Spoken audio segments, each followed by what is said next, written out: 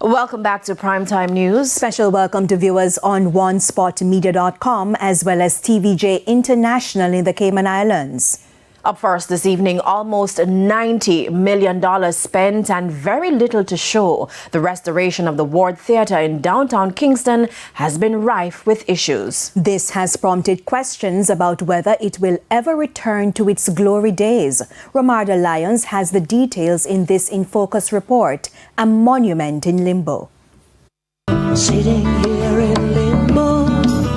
Paint peeling, a white crack at the main entrance, patched by plastic and tape, broken window, missing panes, rust, more rust. It's a scene of decay. This is the Ward Theatre North Parade in Kingston, which was declared a national monument on January 7, 2000. A historic building, one given many promises of repair. Over $85 million have been invested in its restoration, but the theatre has been closed for over 15 years, unable to host productions it's known for after damage from a series of weather events. A security guard at the theatre says no one can enter without approval from the KSA-MC. This is as far as I could go, and this is the view. Sitting here in limbo, but I know it won't be long. The Ward Theatre Foundation set out to raise funds for renovations. Dr. Jonathan Greenland was the executive director. I spoke with him on December 23, 2024. There was a great big hole in the ceiling, and the rain had continued to fall and it had inundated the whole of the interior. So the walls were stained, the chairs became musty and mouldy, the carpets were mouldy and musty. There was, all those kind of problems, and plus, whatever structural damage that kind of inundation causes, which we couldn't see. Ultimately, enough money wasn't raised, and so the curtains remained closed. We were kind of like just left in that holding pattern of knowing what we had to do, knowing how much we had to do, but not having the cash. A TVJ probe found that then Mayor of Kingston, Delroy Williams, severed ties with the foundation. I asked Mr. Greenland why. We were just a foundation which had a lease to use the theatre and raise the funds for the theatre. So our tenancy was up.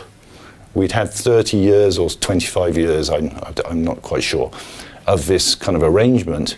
But then the mayor in those days decided that it was his responsibility and he was going to take it on.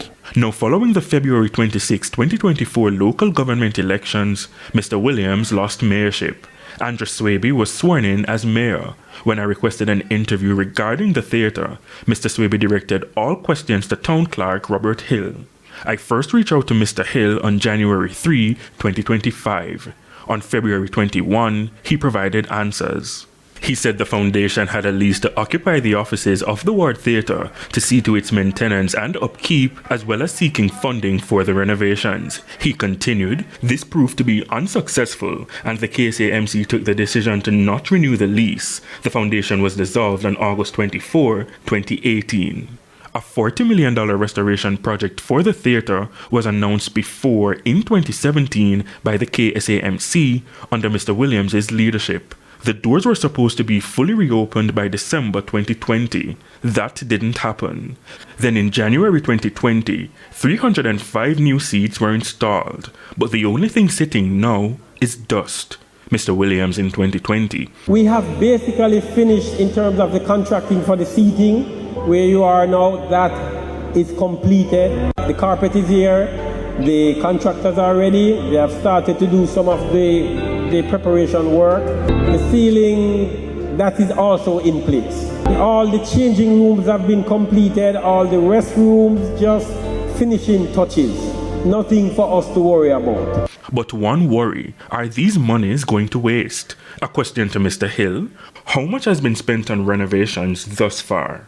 He said, since the commencement of the works in 2017, just under $90 million have been spent. This covered a full renovation of foyer areas, repairs and renovations of bathrooms, dressing rooms, stairways, and bar areas, installation of new seating, new audio and lighting system, and procurement of new carpeting. In part 2, we explore the sources of funding and the promises made by the Culture and Entertainment Ministry. Romarda Lyons, TVJ News. We go to news.